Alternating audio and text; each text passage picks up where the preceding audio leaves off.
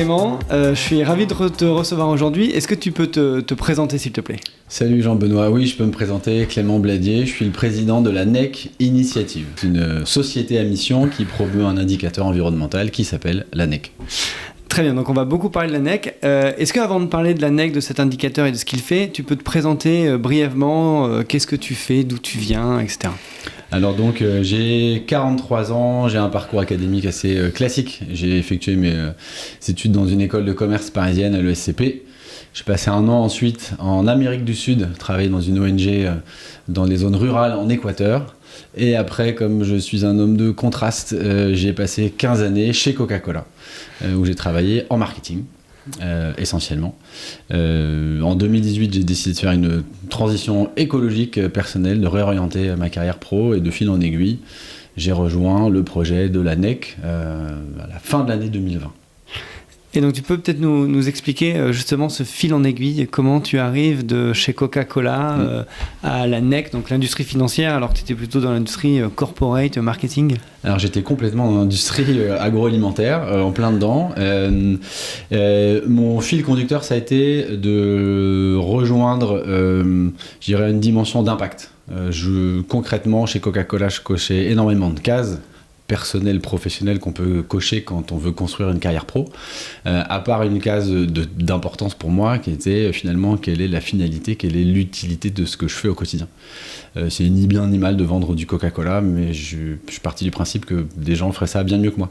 Et donc j'ai voulu réorienter ma carrière vers plus d'impact au service de l'environnement.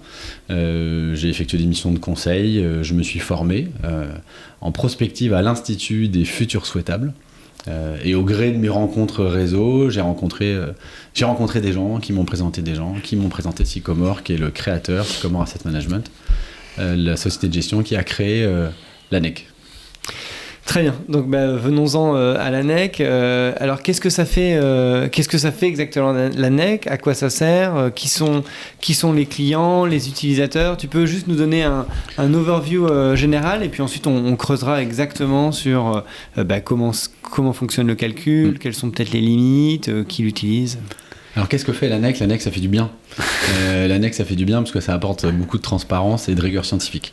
La NEC, c'est un indicateur d'évaluation environnementale qui mesure pour un produit, un service, une entreprise, un portefeuille, un indice, son degré d'alignement par rapport à la transition écologique en fournissant un score qui s'étire sur une échelle de moins 100% à plus 100%. Je pense qu'on va avoir l'occasion d'y revenir.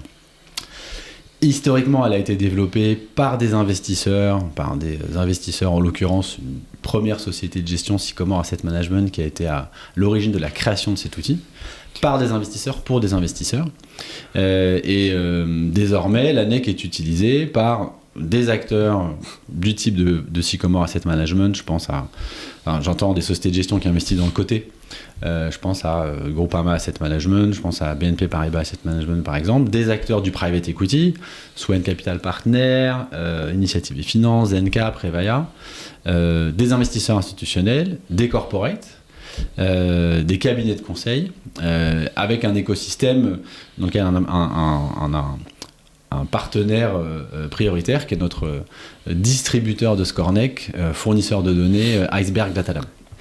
Ok, est-ce que tu peux peut-être être un petit peu plus concret sur justement à quoi ça sert cette NEC ? Quand on est par exemple Swen ou quand on est Sycomore ou quand on est Groupama AM, qu'est-ce qu'on cherche à faire ? De ce que tu viens de présenter, je comprends que pour une entreprise donnée, je vais avoir un score, c'est ça ? Ça va me dire si effectivement l'entreprise est bonne ou moins bonne au niveau environnemental ?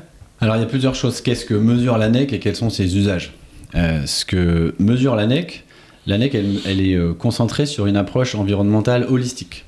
Holistique dans le sens où elle rassemble trois catégories d'impact, trois catégories d'enjeux environnementaux plutôt. Climat, biodiversité, ressources. Donc c'est un indicateur holistique. C'est un indicateur construit sur une démarche scientifique d'ACV, analyse du cycle de vie, et qui a cette capacité à basé sur les impacts physiques des activités, de les analyser et de les comparer les unes par rapport aux autres, et donc d'établir un score de moins 100% pour les activités les plus destructrices de capital naturel, donc sur la gauche. Est-ce que tu peux peut-être prendre un exemple ? Je prends un exemple, ouais, j'y viens. Exactement.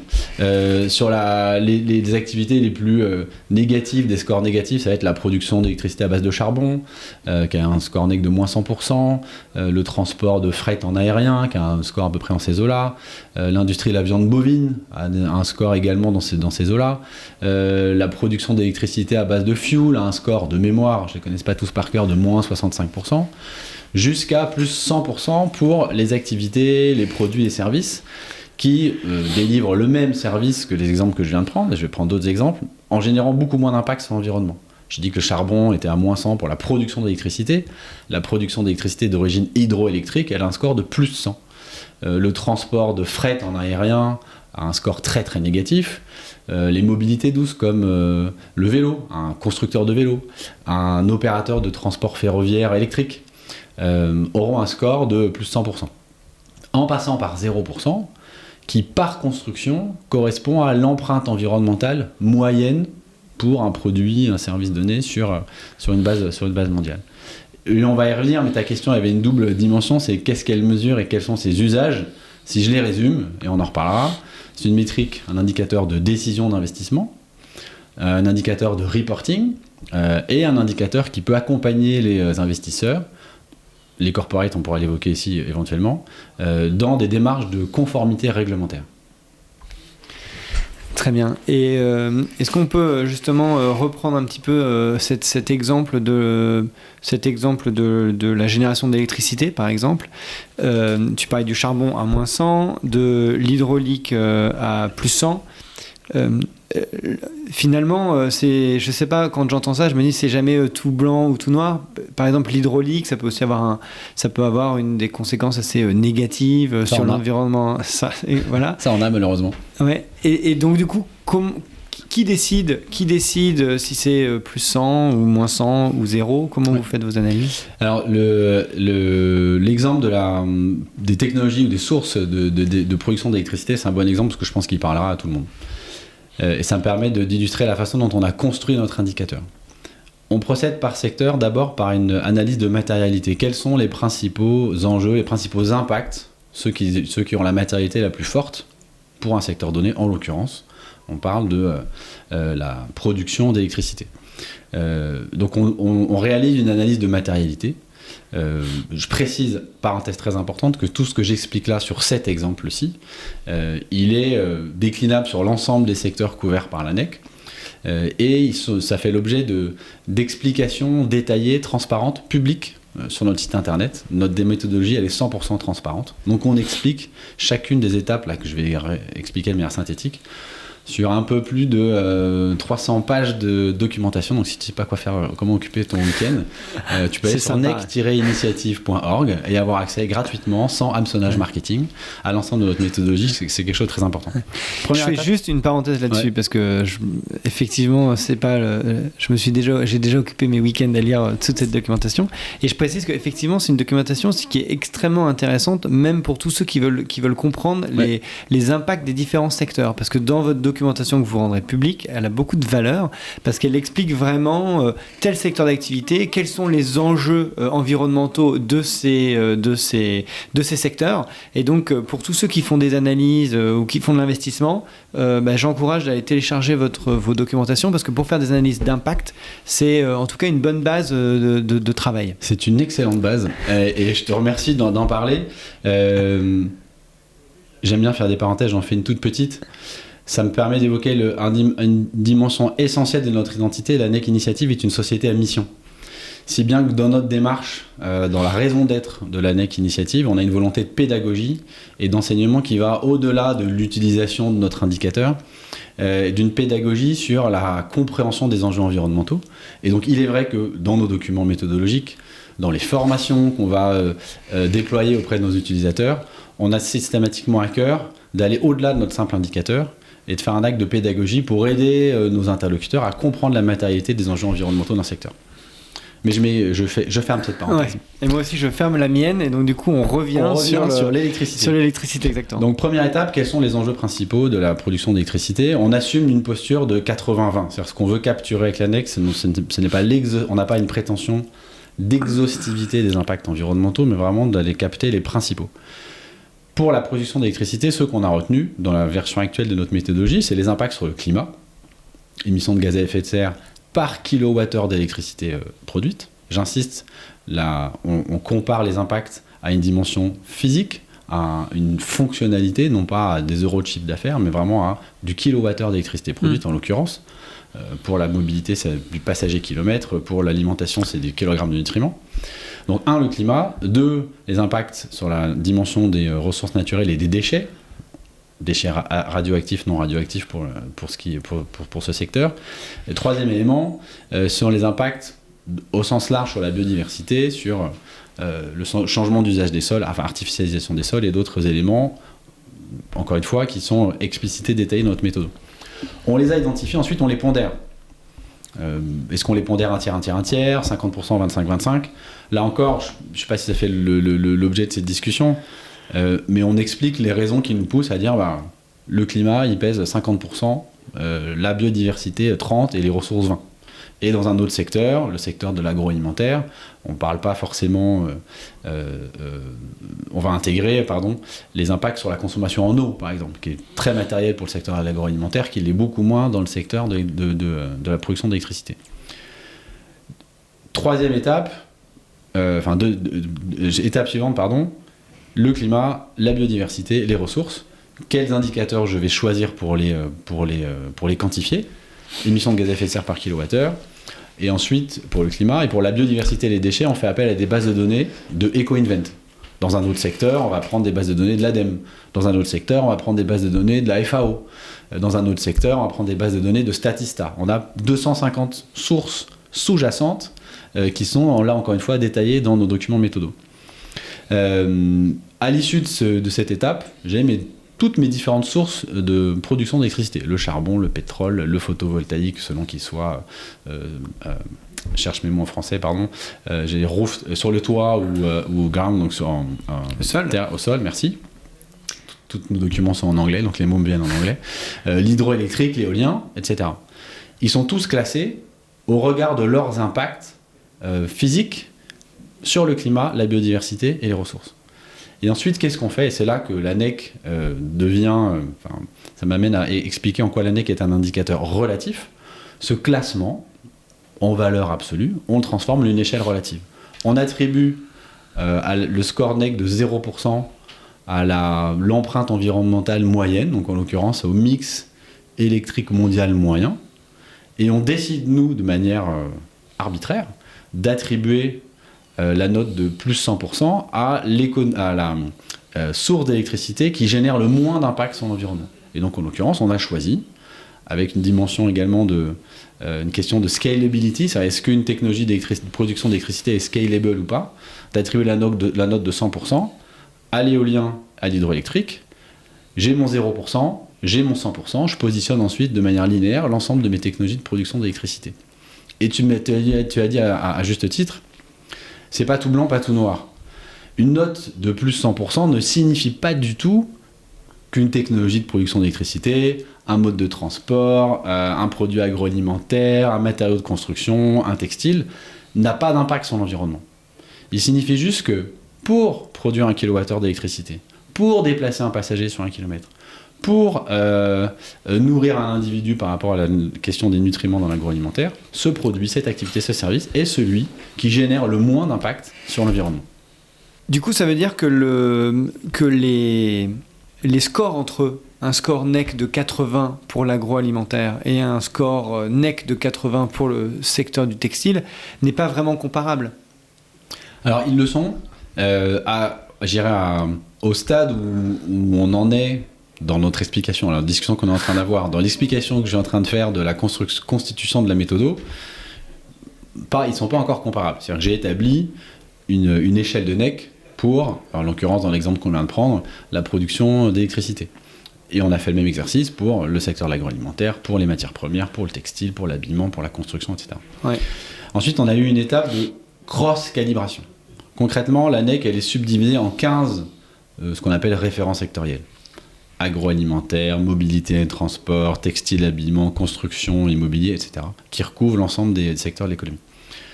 La question, pour qu'un 80% dans le secteur de l'agroalimentaire soit comparable avec un plus 80% dans le secteur du textile, il faut que l'ensemble de ces échelles de NEC, de ces différentes échelles sectorielles, soient comparables les unes par rapport aux autres. Ouais.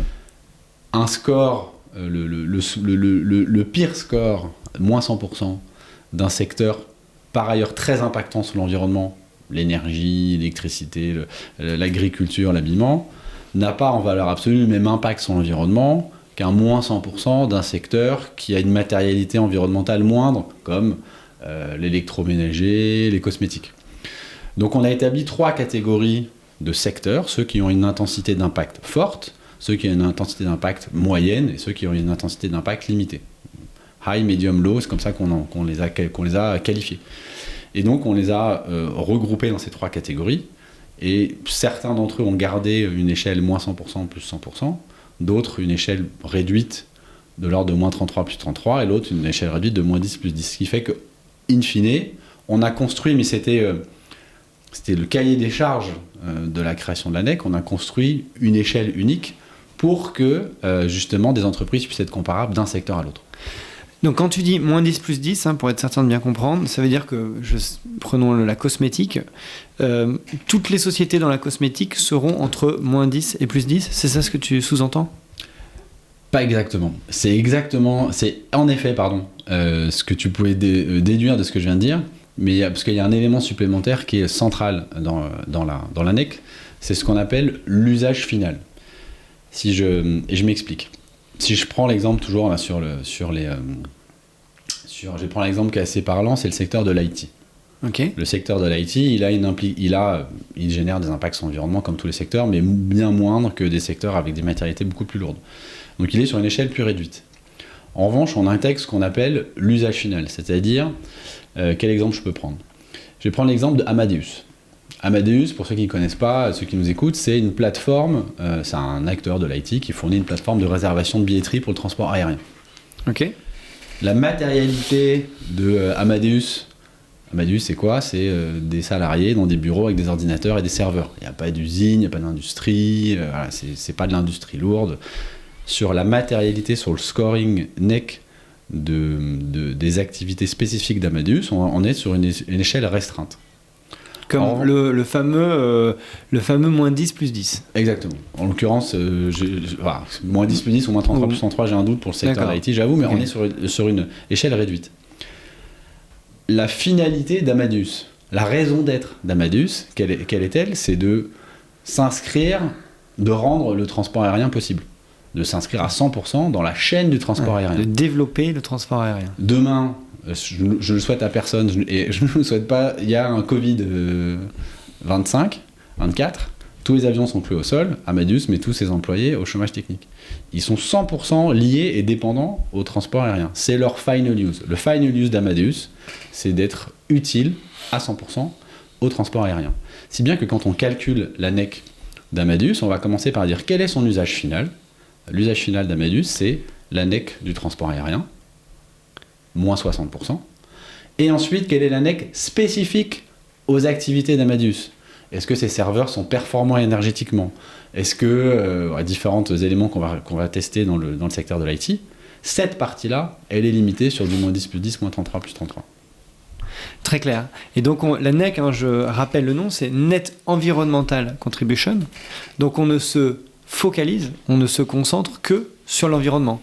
Parce qu'aujourd'hui, je ne sais pas qui, par exemple, tu pourrais nous présenter un petit peu qui sont vos concurrents ou comment vous vous placez dans l'industrie de la data, même si vous ne fournissez pas forcément de chiffres, tu vas peut-être expliquer comment vous fonctionnez. Mais mon point, c'est si je suis une société de gestion ou une banque ou un assureur, je ne vais avoir des informations que sur la partie environnementale et pas sur la partie sociale ou gouvernance de l'ESG. Alors, merci de le préciser. Je ne sais pas depuis combien de temps on parle, mais effectivement, j'aurais dû commencer par le commencement, par expliquer ce que signifie NEC. Non, tu l'as dit, hein, mais je voulais. Oui, non, bien sûr. Non, mais... Tu me rassures, j'ai eu un gros doute, je me suis dit, c'est non, pas mais possible. Bien sûr. C'est tellement tu l'as dit, évident, mais je me suis dit qu'on dit NEC, au bout d'un moment, non, t'as raison.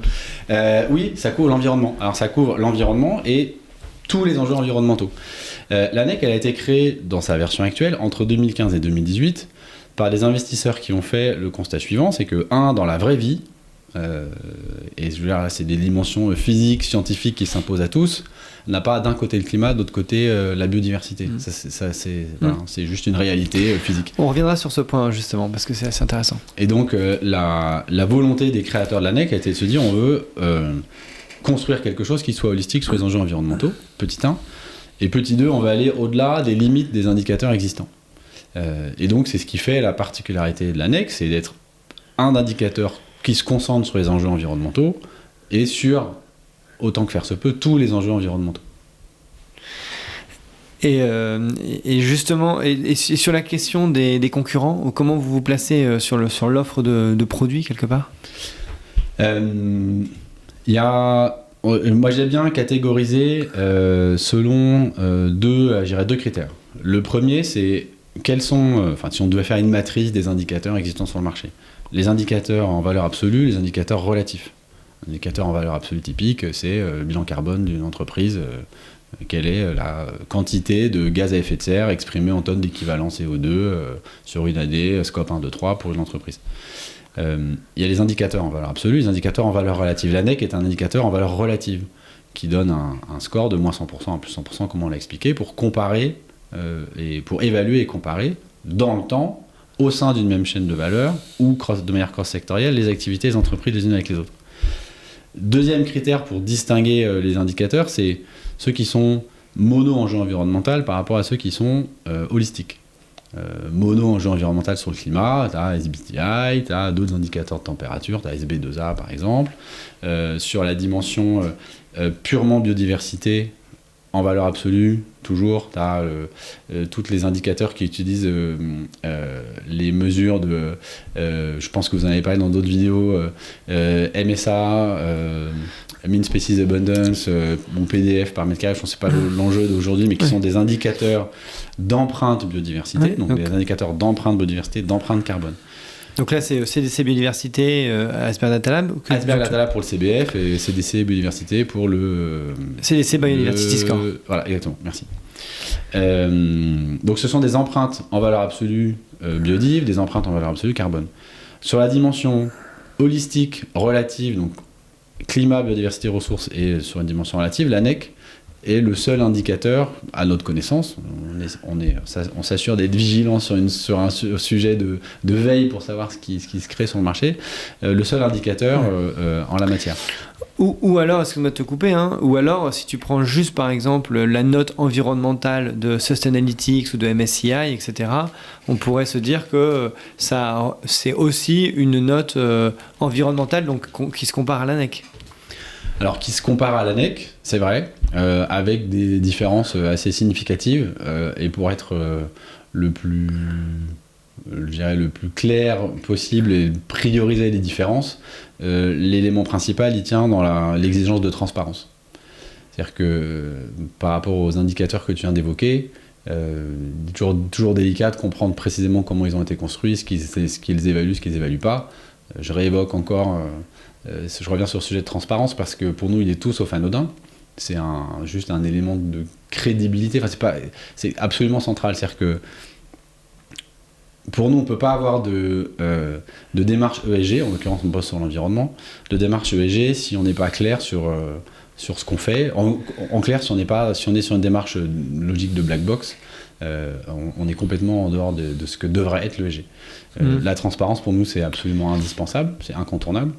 C'est une différence majeure parce que quand tu es exposé au score NEC ou à une analyse NEC appliquée à une entreprise, un portefeuille ou un fonds, tu peux toujours dire je ne suis pas d'accord avec l'évaluation qui a été faite. Au moins on te laisse la possibilité de comprendre secteur par secteur et donc de déchiffrer n'importe quel NEC pour comprendre ce qu'elle mesure pas. Et alors tu as toute liberté de dire mais ils ont pondéré le climat de X% par rapport à la biodiv, de Y% sur tel secteur, je ne suis pas d'accord. Peut-être que tu n'es pas d'accord, mais au moins on t'explique comment elle est construite. Et non seulement on explique, mais ensuite, en plus, on s'ouvre à la critique, un dialogue, au dialogue, à la collab, et pourquoi pas, c'est ce qu'on souhaite faire, à intégrer des améliorations et à rendre notre outil, parce qu'il est ouvert et collaboratif, à ce qu'il soit le plus évolutif possible. On intègre dans toutes nos réunions méthodologiques, où on travaille concrètement sur les sous-jacents, que l'ANEC va calculer, pas calculer, nos utilisateurs. On ne travaille jamais dans notre coin. On a toujours autour de notre table les utilisateurs qui sont les premiers à nous dire c'est applicable, pas applicable, ça marche pas. Ça veut pas dire ils ont voix au chapitre autant que nous pour nous aider à construire.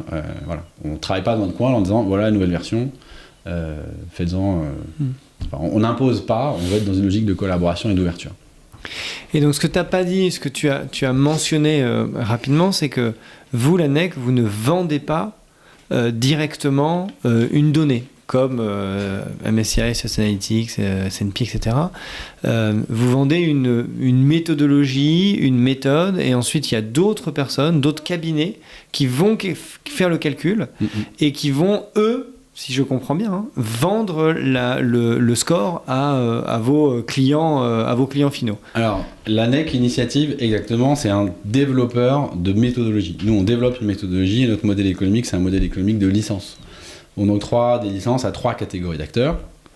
D'abord, un data provider, Iceberg Data Lab, qui est un expert de la donnée environnementale, et donc qui a dans sa gamme de produits l'ANEC à côté d'autres produits, et donc lui applique la méthodologie NEC, la calcule et revend à ses clients finaux, sociétés de gestion qui investissent dans le côté, dans des actifs réels ou dans du private equity, ou investisseurs institutionnels, revend des scores NEC.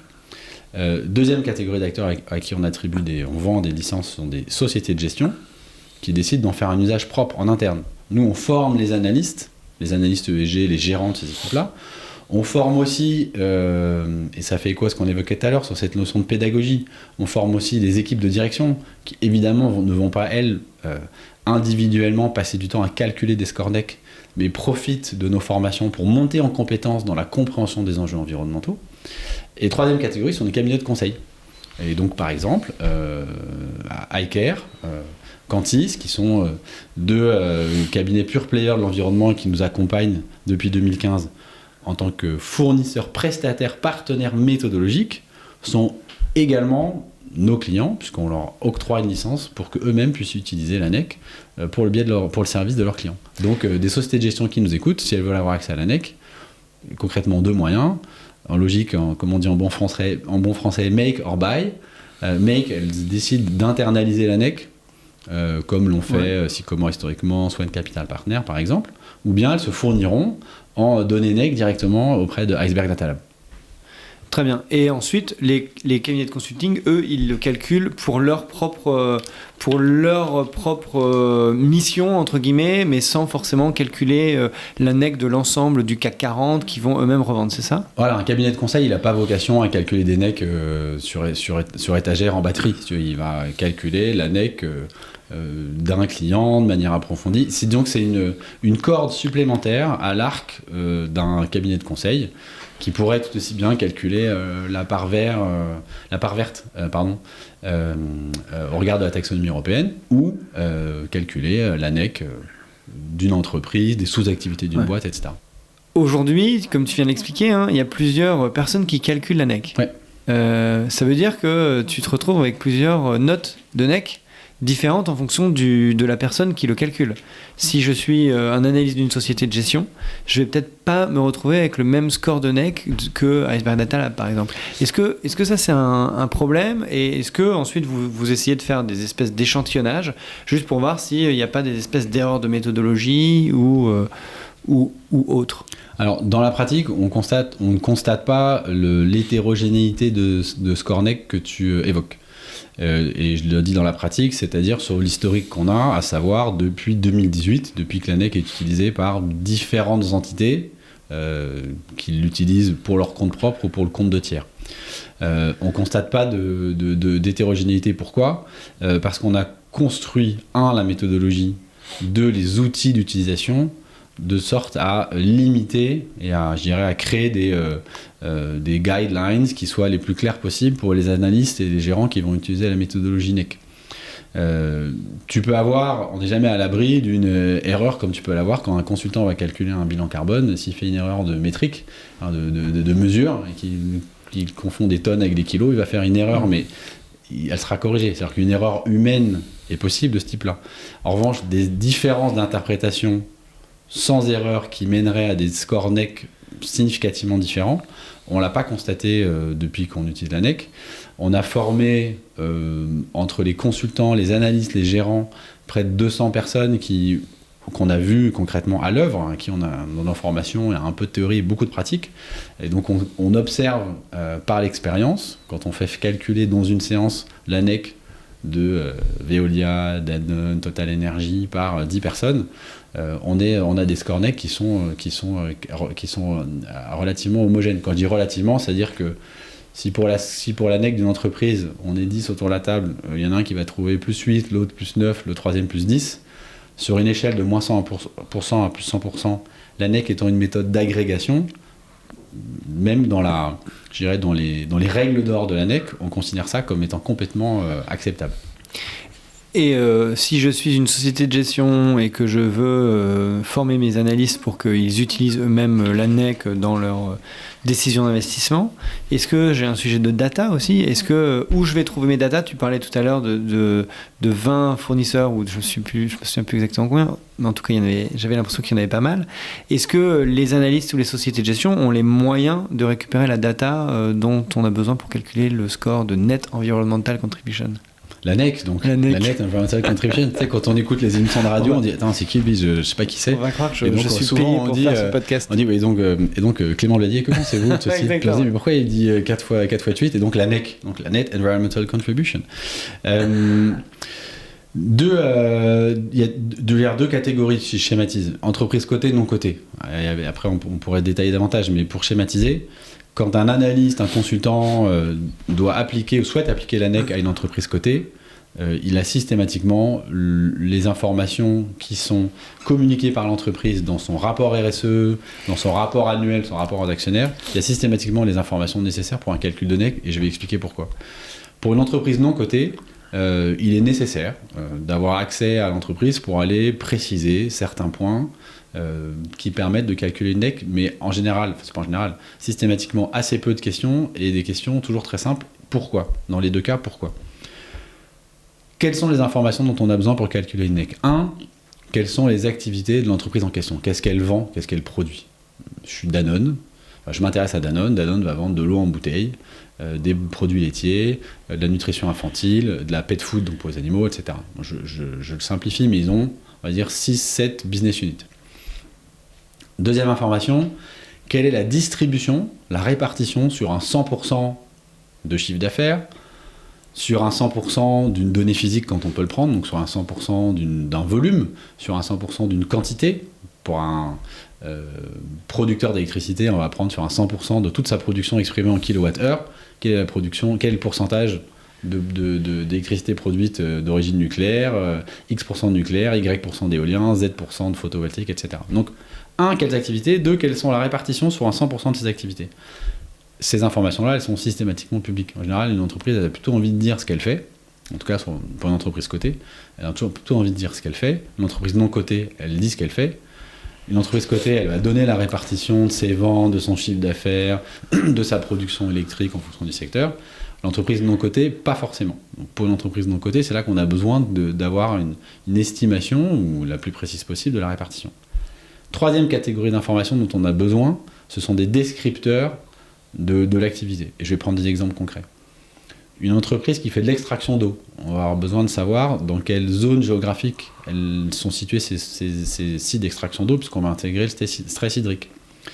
Une entreprise de l'agroalimentaire, on va avoir besoin de savoir quels sont les emballages qu'elle utilise pour vendre ses produits. Carton, papier, verre, acier, alu. Est-ce que ces produits bénéficient de certifications bio ? Si oui, lesquelles ? Une entreprise du secteur de l'IT, pour laquelle l'utilisation de data serveurs est importante, quel est le PUE. Le PUE, c'est la performance énergétique de ces serveurs. Ces informations-là, elles ne nécessitent pas de la part des entreprises analysées de travail. On ne demande pas redonne-moi, recalcule-moi ton empreinte carbone scope 1, 2, 3, ton empreinte biodiversité, etc. Ce sont des descripteurs de ce qu'elle fait. Et donc, c'est des informations qui sont systématiquement publiques pour les entreprises cotées et très facilement accessibles pour les entreprises non cotées.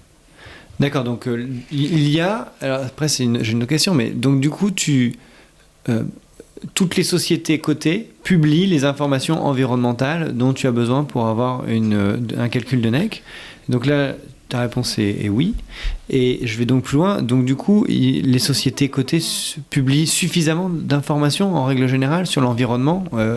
Elles publient tout ce que vous avez besoin pour calculer la NEC, mais est-ce qu'il y a des choses qu'elles ne publient pas que vous aimeriez bien avoir pour calculer la NEC.2 ?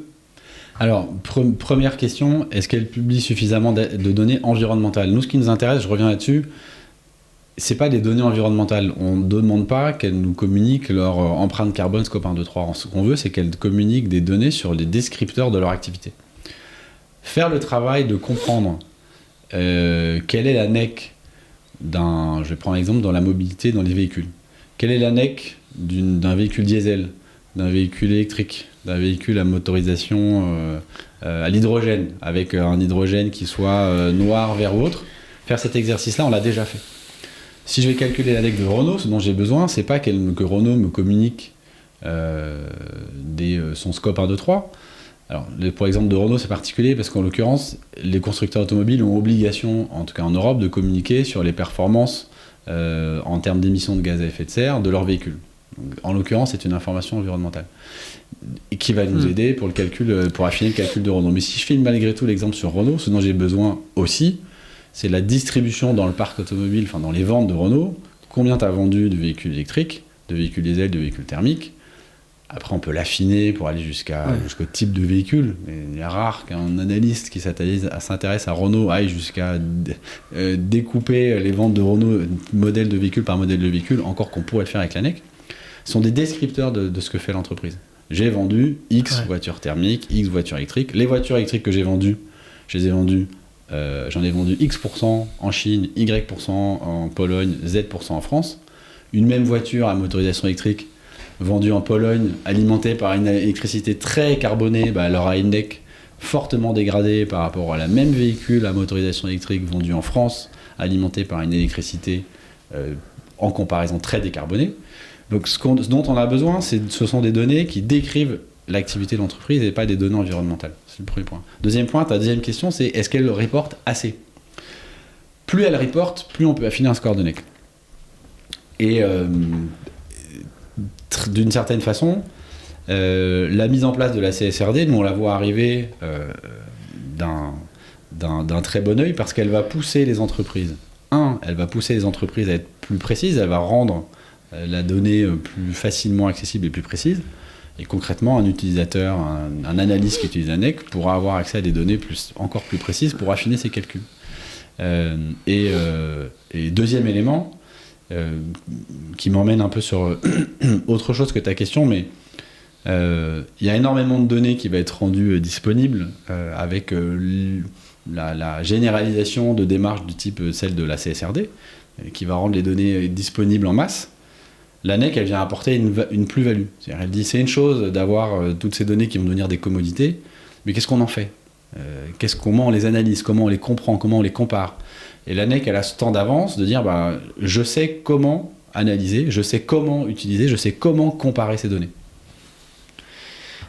Je sais comment comparer ces données, mais aujourd'hui, je n'ai pas besoin de ces données pour calculer des scores NEC. Plus j'aurai accès à des données précises, plus mon score NEC sera affiné.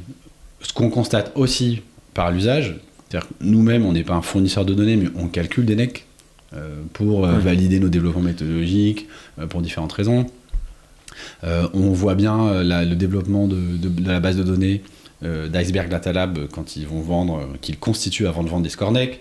On voit et on suit le développement de la base de données de score NEC de Sycomore pour Sycomore, de Swen, etc. Ce qu'on constate, c'est que parfois, l'excès de données n'apporte pas une information nécessaire. concrètement, tu fais un calcul, je prends un exemple vraiment schématique, en 2 heures d'une entreprise, tu as son score NEC.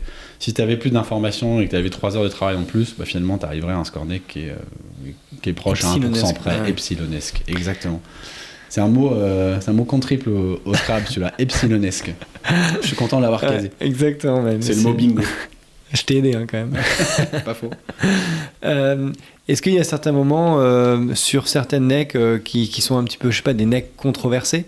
Tu parlais tout à l'heure de la voiture électrique. Est-ce que, j'ai aucune idée de la NEC de la voiture électrique, mais est-ce que la voiture électrique c'est une NEC qui est positive par rapport à la voiture à essence ou pas, compte tenu de, je sais pas, de tout ce dont on a besoin pour construire une voiture électrique, des terres rares et puis du lithium, etc.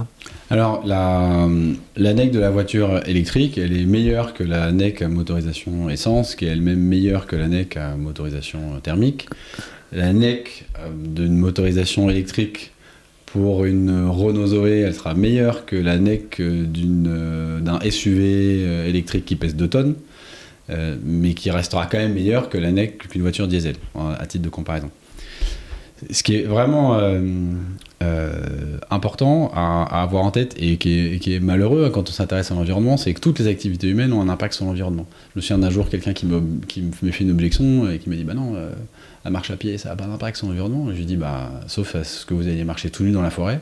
Il a bien fallu que vous achetiez ou que vous vous équipiez avec des vêtements et des chaussures, il a bien fallu les fabriquer, il a bien fallu utiliser des matières premières, et quand bien même ces vêtements seraient éco-conçus, et quand bien même ils aient été conçus avec une conscience écologique la plus poussée possible, ils ont eu un impact sur l'environnement. Donc même si on attribue un score de NEC de plus 100% à la marche à pied, ça génère malgré tout un impact sur l'environnement. Donc évidemment la marche à pied c'est l'exemple un peu extrême, mais un fabricant de vélo qui a un score NEC de plus 100% génère des impacts sur l'environnement. Mais ce que dit la NEC, c'est pour déplacer des passagers, pour déplacer des marchandises. Après, il y a la question de la substituabilité.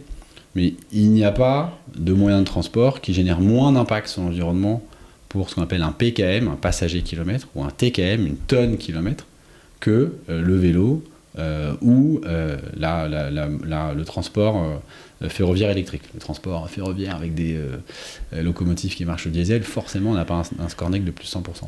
Et donc pour revenir sur ton exemple, quand bien même je dirais l'éolien, tu parlais de la voiture électrique, mais l'éolien on lui donne un score NEC de plus 100%, ça ne veut pas dire je produis de l'électricité à base je produis de l'électricité d'origine éolienne, donc j'ai pas d'impact sur l'environnement puisque mon score NEC est de plus 100%. Non, en revanche, le score de l'éolien il est de plus 100%, le score du photovoltaïque il est de plus 60%. Pourquoi ? Parce que rapporté à un kilowattheure d'électricité produite, l'éolien génère moins d'impact, notamment en termes d'usage des sols par exemple, que le photovoltaïque. C'est une notion relative qui est, je dirais, au centre de la construction méthodologique de la NEC.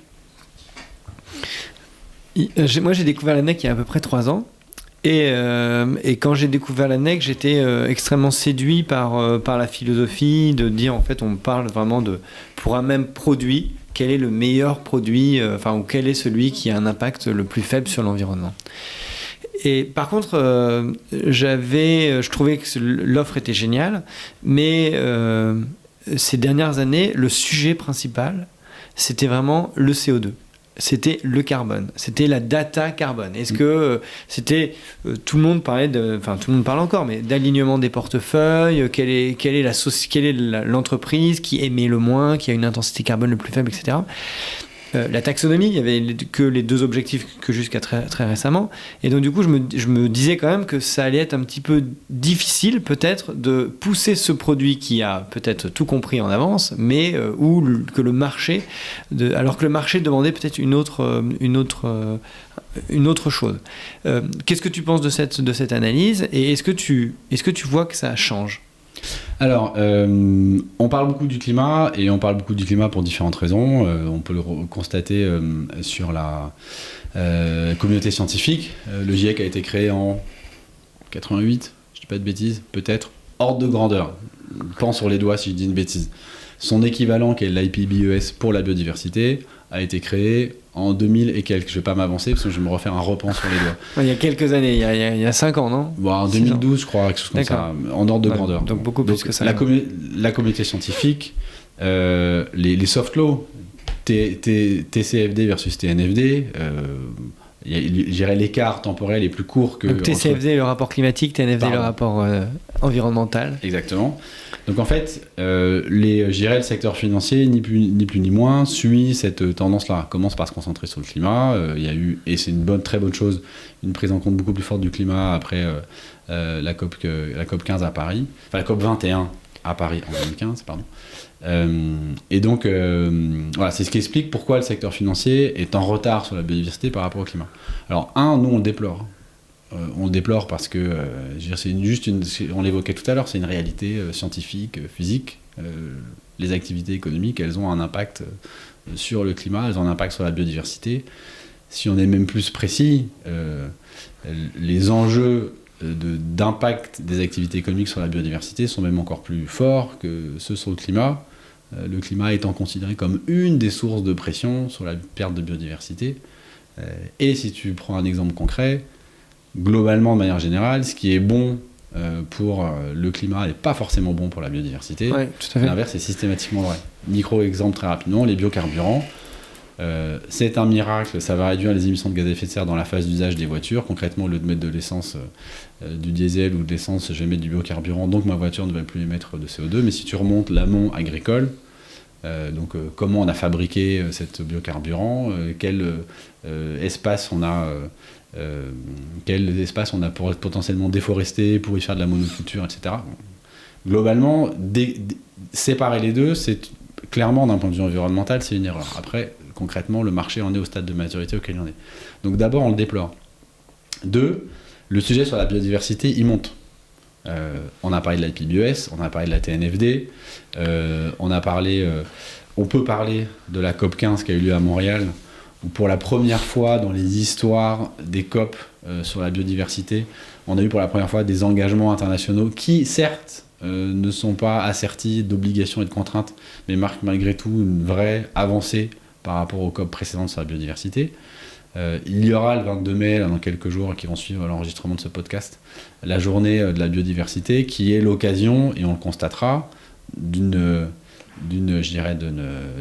prise de conscience plus importante sur la biodiversité. Est-ce que l'ANEC a raison avant les autres ? Limite, c'est pas la question. On ne me positionne pas sur ce débat-là. En revanche, nous, on a des convictions très fortes.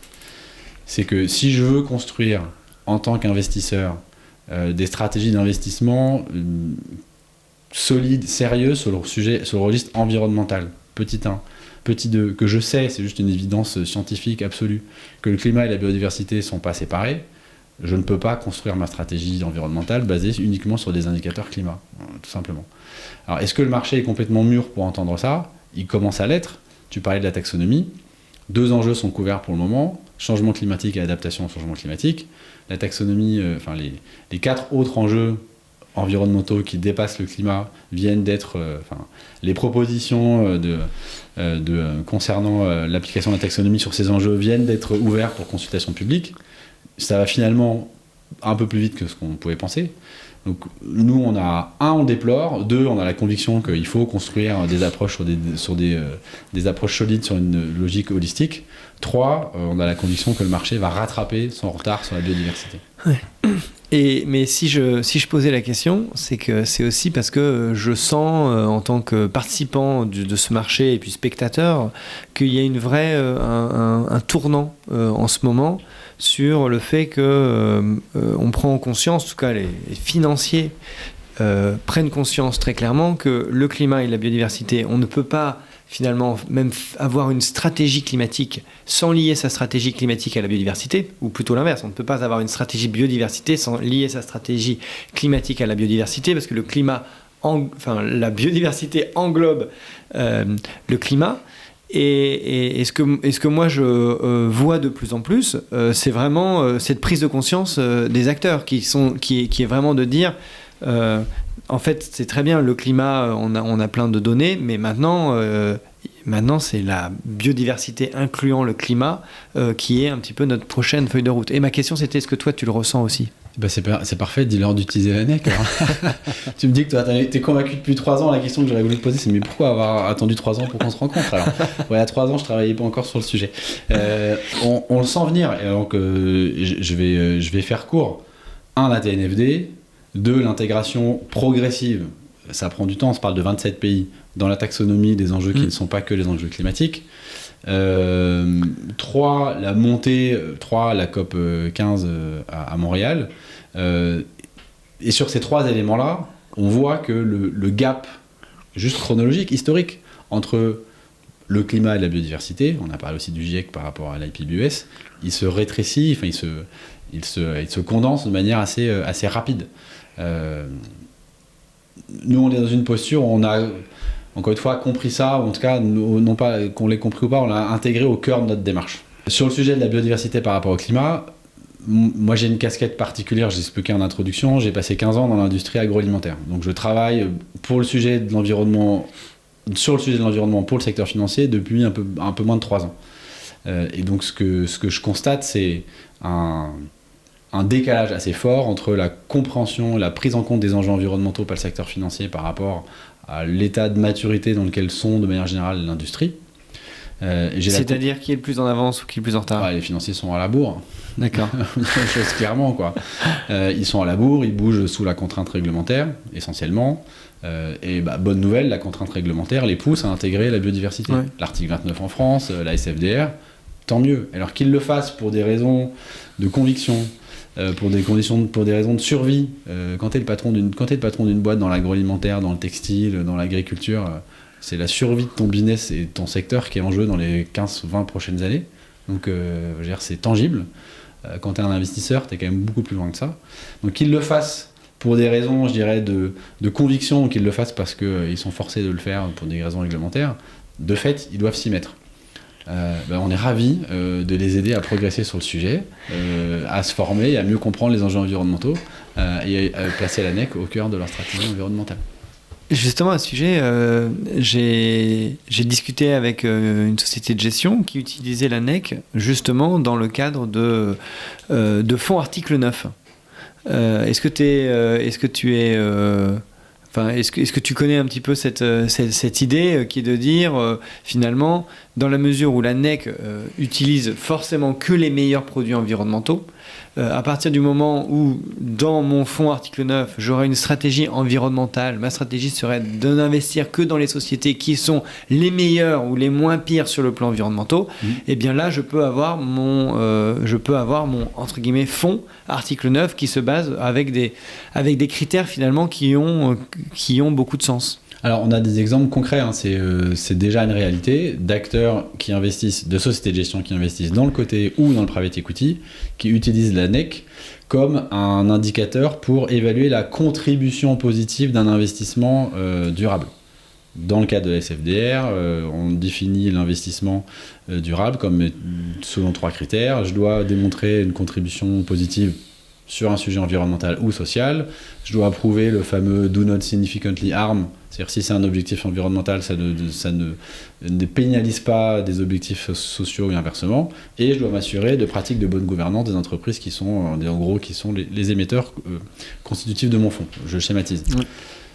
Pour démontrer la contribution positive d'un investissement à thématique environnementale, la NEC est déjà utilisée. Et je viens publiquement parce qu'elle est intégrée dans des documents précisant les stratégies d'investisseurs durables de certains de nos utilisateurs comme un indicateur central. Et donc, je suis une société de gestion, je me fixe un seuil de NEC, plus X%, et dis voilà, j'intègre dans mon fonds que des entreprises qui présentent un score NEC supérieur ou égal au seuil en question. Ouais. Et ça, c'est un excellent moyen marketing, si tu veux, à mon avis, pour pitcher la NEC.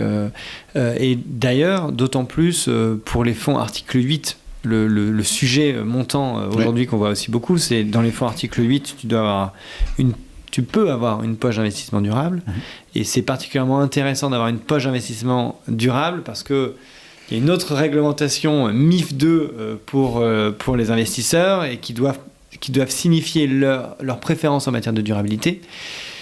Et donc, un fonds article 8 pourrait considérer comme un fonds durable s'il y a effectivement une poche durable. Donc, il y a un gros sujet pour les fonds article 8 d'intégrer aussi des poches durables. Donc, du coup, à mon avis, l'ANEC est un bon moyen pour faire ça. Et là, on parle de l'ANEC, mais je redis, c'est pas sponsorisé. On a eu cette discussion juste parce que ça m'intéresse. Oui, non, il n'y a pas une valise de billets qui traîne sous la table. Et je précise quelque chose, tu as évoqué dans une de tes questions là, il y a 2-3 minutes, l'ANEC sélectionne les meilleurs ou les moins mauvais. En fait, l'ANEC, elle a un regard assez... elle porte un regard froid, elle ne porte pas de jugement moral, elle porte un jugement elle porte une évaluation, une analyse basée sur des données scientifiques aussi quantitatives que possible, basée sur les impacts des activités, pour, sur la base de leurs impacts, dire... Sont-elles destructrices de capital naturel ?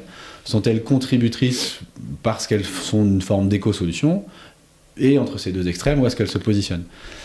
De ce fait-là, l'ANEC ne va pas dire quels sont les bons ou les mauvais élèves. Elle va apporter des réponses qui sont assez froides. On dit il n'y a pas d'amour avec des preuves d'amour. Pour l'ANEC, il n'y a pas d'impact avec des preuves d'impact. Est-ce que tu es contributeur ou est-ce que tu ne l'es pas ?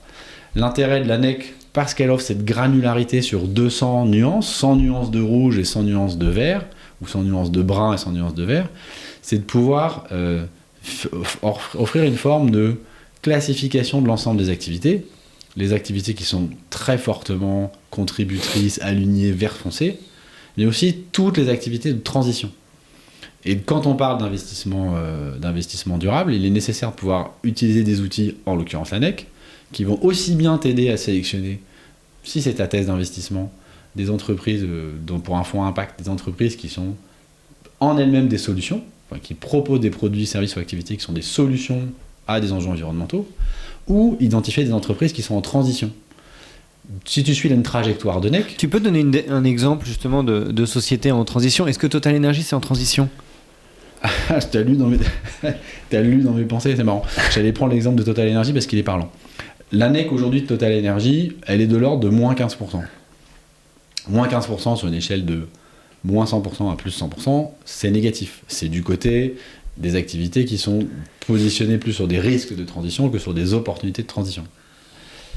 L'ANEC de Total Energy, ce qu'on constate en l'ayant calculé sur les 4 dernières années, c'est qu'elle a progressé quasiment de l'ordre de 10 points, de moins 25% à moins 15%. Je ne suis pas en train de dire que Total Energy est une entreprise en transition.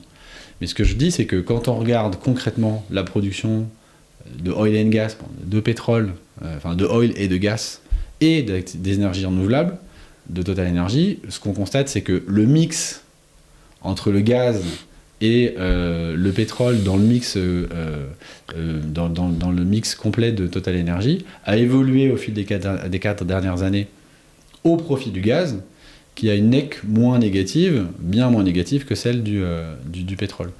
Il s'en traduit, la NEC se fait juste le miroir de cette réalité. Total Energy reste négative, mais elle est parmi les grandes compagnies pétrolières bien moins négative que Shell, ExxonMobil ou autres qui ont des scores NEC plutôt de l'ordre de moins 30, moins 35%.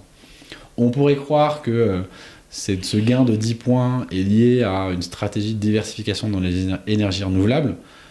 En fait, dans les faits, Total Energy a fait l'acquisition d'entreprises, se développe dans les énergies renouvelables, mais cette part est tellement infime dans leur business complet que ça ne se traduit pas encore en score de NEC. Si demain, peu importe l'horizon du demain, 5, 10, 15, 20 ans, les énergies renouvelables dans le mix de Total Energy viennent à peser pour 5, 10, 15, encore plus de pourcents de leur business, ça commencera à se traduire de manière assez significative dans leur NEC. Oui.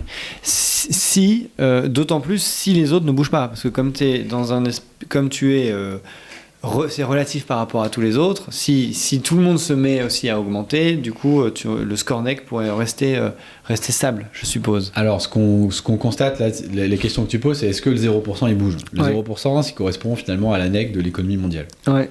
On l'a choisi de manière théorique, c'est comme ça qu'on a construit cette méthodologie, et on l'a vérifié de façon empirique. Comment ? Concrètement, quand on a calculé la NEC de 600 constituants du stock 600, après on a fait la moyenne, on est tombé sur 0,2 ou moins 0,3%. Quand on fait l'ANEC du CAC 40, on tombe sur, c'est un échantillon plus petit, on tombe sur moins 2, moins 3%. Donc 0%, c'est la moyenne de l'économie mondiale. Est-ce que ce 0%, il évolue au fil du temps? Et donc tu pourrais me dire, mais si tout le monde progresse, le 0% il bouge, mais en relatif, les écarts relatifs ne bougent pas.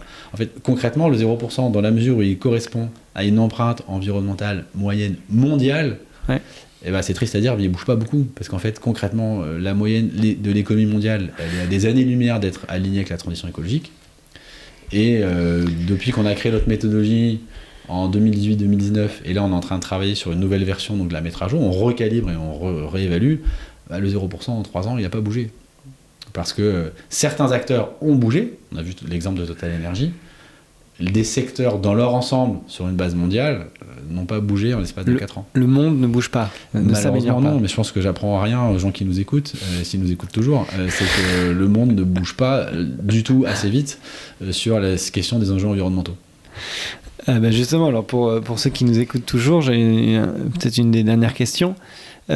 Comment tu compares la NEC avec la taxonomie environnementale? Parce que justement, la taxonomie environnementale, elle a été développée par l'Union européenne, donc certains diront qu'elle est peut-être aussi un petit peu politique. Est-ce qu'il y a des différences importantes je ne veux pas dire de méthodologie, mais de choix finalement de direction qu'a pris la taxonomie par rapport à ce que vous aviez historiquement, parce que vous avez développé la NEC avant la taxonomie. Voilà, on avait développé, alors c'est factuel, c'est ni mieux ni moins bien. La NEC, elle a été créée avant, la taxonomie après. Bon, je le précise pour ceux qui nous écoutent, c'est juste c'est pas pour dire qu'on était... Voilà, c'est juste un fait, rappel historique, on va dire. Ensuite, d'abord sur les points communs. Dans l'intention, la NEC et la taxonomie veulent couvrir l'ensemble des enjeux environnementaux, avoir une démarche scientifique, couvrir l'ensemble des secteurs. La vraie différence de taille, encore une fois, c'est ni mieux ni moins bien, il n'y a pas de fanfaronnade, mais c'est que la NEC, elle couvre déjà l'ensemble des enjeux environnementaux, elle couvre déjà l'ensemble des secteurs, et elle est construite sur une base mondiale. Toutes les sources de données qu'on utilise sont des sources de données, la FAO, l'Agence internationale de l'énergie, ce sont des bases de données mondiales. La taxonomie, pour le moment, ne couvre que 2 des 6 enjeux environnementaux, changement climatique et adaptation au changement climatique, ne couvre pas le secteur de l'agriculture, ne couvre pas le secteur de l'habillement. Encore une fois, je ne critique pas, c'est juste des éléments factuels. La différence de taille, elle tient au fait que la taxonomie, elle est binaire, et là, encore une fois, c'est pas négatif, c'est son rôle. La NEC, elle est granulaire. Je prends un exemple très simple. Tu prends une classe de 30 élèves. La question qu'on pose à la taxonomie, c'est dis-moi dans cette classe quels sont les élèves qui ont une moyenne supérieure ou égale à 17 sur 20. Et la taxonomie, avec des critères extrêmement précis, elle va te dire, dans cette classe de 30 élèves, il y en a 4 qui ont plus de 17 de moyenne, ce sont ces 4-là. C'est son taf d'aller dire quels sont les 4 meilleurs élèves, ceux qui sont vert foncé. Les 26 autres, c'est pas son sujet. Elle ne sait absolument pas te dire quelle est la moyenne, est-ce qu'ils sont bons, pas bons, est-ce qu'ils se positionnent.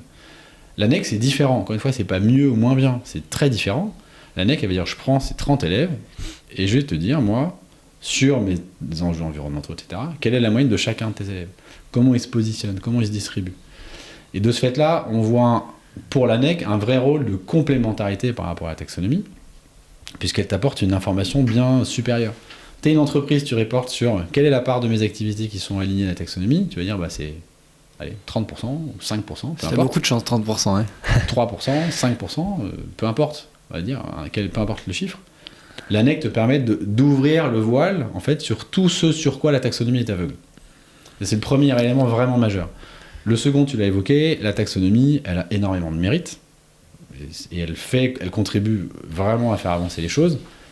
Il est vrai aussi, force est de constater que c'est le résultat d'un consensus politique, plus que d'un consensus scientifique. On voit sous l'effet du lobby de l'aviation que les SAF, donc les carburants nouvelle génération de l'aviation, sont en train d'être intégrés dans la taxonomie. On pense que c'est une bonne chose ou une mauvaise chose, chacun a son avis. Toujours est-il que le nucléaire et le gaz y ont été réintégrés pour des raisons essentiellement politiques. C'est un secret de polichinelle. La NEC, c'est le fruit d'un consensus scientifique. 27 pays d'un côté et une équipe de plusieurs dizaines d'experts de l'autre. Je suis parfaitement conscient qu'on compare deux choses en termes de complexité d'alignement qui n'ont juste rien à voir. Mais de fait, la NEC, elle s'affranchit de difficultés d'un consensus politique, elle s'affranchit de limites transnationales, un asset owner qui a des actifs en Europe et au UK, il a une taxonomie au UK, il a une taxonomie en Europe. Si en plus il a des actifs aux États-Unis et en Asie, il va jongler sur 4 taxonomies différentes. Je crois qu'il y en a 29 ou 30 à l'heure actuelle, des taxonomies nationales ou transnationales. L'ANEC offre une lecture complète, transnationale, granulaire, pour comparer tous les actifs. Pour terminer l'interview, j'aimerais bien que tu nous fasses un petit peu peut-être ton rapport d'impression sur le secteur financier, dans la mesure où tu n'y étais pas il y a encore quelques années, il y a encore 3 ans, que tu as fait vraiment une carrière dans le milieu corporate. Tu arrives dans le milieu financier, tu l'as découvert en travaillant pour l'ANEC. Quel est un petit peu ton rapport d'impression sur ce secteur? Et puis ensuite, j'ai une autre question par rapport à l'ANEC, et pour que ça soit utilisé vraiment par le plus grand nombre, et par exemple pour des compagnies d'assurance qui ont des portefeuilles très diversifiés. Est-ce que ça fonctionne également aussi pour tout ce qui est obligataire, par exemple, pour tout ce qui est souverain, qui est souvent un gros sujet pour eux. Est-ce qu'il y aura d'autres développements justement sur ce sujet? Donc je te laisse pour ton rapport d'étonnement sur le secteur financier. Je vais commencer par ta deuxième question parce qu'elle est très rapide et très simple. L'ANEC est applicable à toute classe d'actifs. Actifs, entreprises cotées, non cotées, actions, obligations, actifs réels, infra.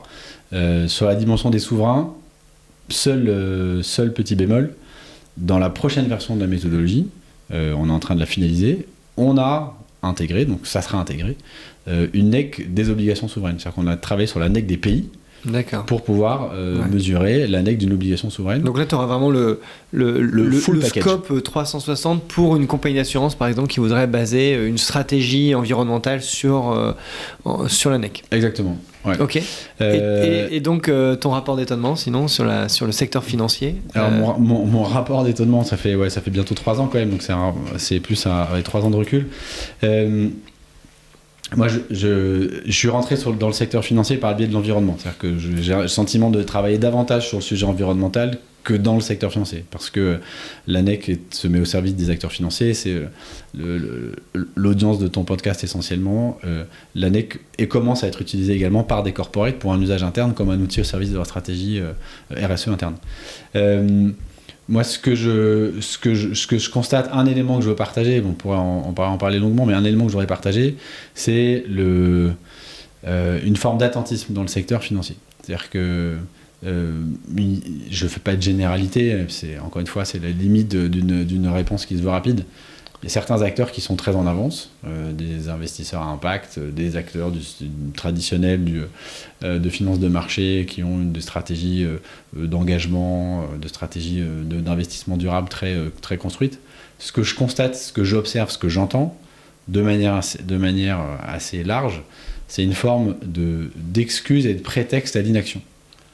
On n'a pas les données ESG, on ne sait pas ce qu'il y a dans les méthodologies, elles sont floues, elles sont pas précises, donc finalement c'est une excuse pour ne pas agir et pour ne pas faire évoluer des stratégies d'investissement. Il y a un constat qui est simplissime. Notre économie dans sa configuration actuelle va dans le mur. Je ne suis pas un scientifique et il faut écouter les scientifiques. Je suis très modeste, je ne fais que le porte-parole, le porte-voix là, en 30 secondes des scientifiques. On va dans le mur. Le monde économique a une responsabilité colossale. Une responsabilité colossale dans les impacts que l'environnement a subis et dans les solutions qui peuvent être apportées. Si je continue le cheminement de pensée, les investisseurs, parce qu'ils financent, orientent, alimentent les entreprises, ont une responsabilité de premier plan. Qui je vais investir, où est-ce que je vais investir, qui je vais financer, qui je vais soutenir. Et donc, s'ils veulent mettre en place des stratégies d'investissement qui soient durables d'un point de vue environnemental et solides, elles peuvent le faire. Et le prétexte de « je ne peux pas le faire parce que je n'ai pas accès à des bonnes données », ça ne tient plus la route. Des indicateurs qui sont solides, qui sont scientifiques, qui sont transparents. Il en existe, et l'ANEC en est un, et je pense évidemment, et je prêche pour ma paroisse, le principal, notamment sur le registre de la transparence. On ne peut plus prendre comme prétexte la prétendue inexistence d'indicateurs solides et transparents pour ne pas agir. Puisque maintenant l'ANEC est là. Et l'ANEC est là pour vous aider à agir. Mais au-delà de la blague, et je te vois sourire, et tant mieux, et c'est tant mieux de finir sur un sourire, mais on n'a pas une prétention de perfection à l'ANEC, on a une prétention d'exigence et de transparence. Et ce qui n'est pas mesuré n'est pas géré. Bah, si vous voulez gérer des investissements responsables, vous pouvez les mesurer. Vous n'avez qu'à nous contacter. Super, bon, ça sera le mot de la fin. Merci beaucoup Clément d'avoir accepté ton invitation. Merci pour ton invitation. D'avoir été aussi ouvert. En tout cas, moi, ça m'a passionné. Donc, j'espère que beaucoup de monde aura appris beaucoup de choses. Merci beaucoup Jean-Benoît, c'était très sympa. À bientôt.